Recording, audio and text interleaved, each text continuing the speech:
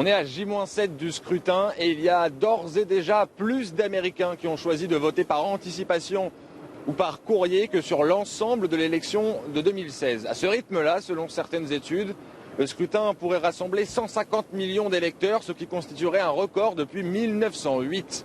Même Donald Trump lui-même s'est déjà rendu aux urnes, c'était en Floride, il s'y est rendu en personne et non pas par courrier parce qu'on sait que c'est un dispositif sur lequel il a émis de sérieux doutes.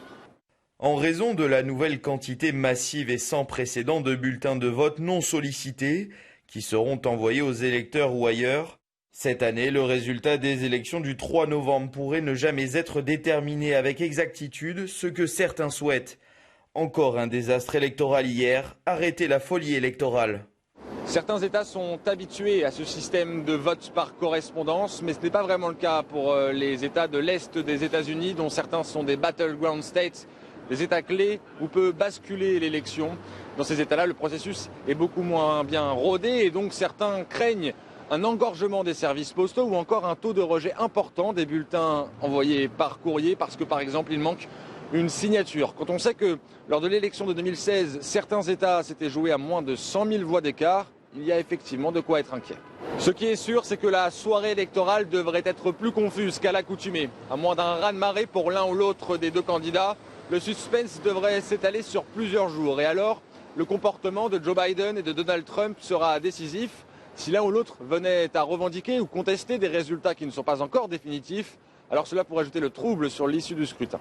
Selon un sondage réalisé par l'Ipsos pour Reuters, 4 électeurs américains sur 10, qu'ils soient pro-Trump ou pro-Biden, indiquent qu'ils n'accepteront pas la défaite de leur candidat. 22% des supporters pro-Biden et 16% des supporters pro-Trump indiquent même qu'ils se rendront dans la rue pour manifester si le résultat n'est pas celui qu'ils espèrent.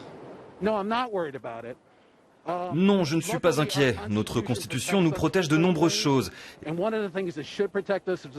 Et l'une d'entre elles est un coup d'État, ou bien le fait que Donald Trump ne voudrait pas quitter la Maison-Blanche. J'espère le voir partir le 20 janvier.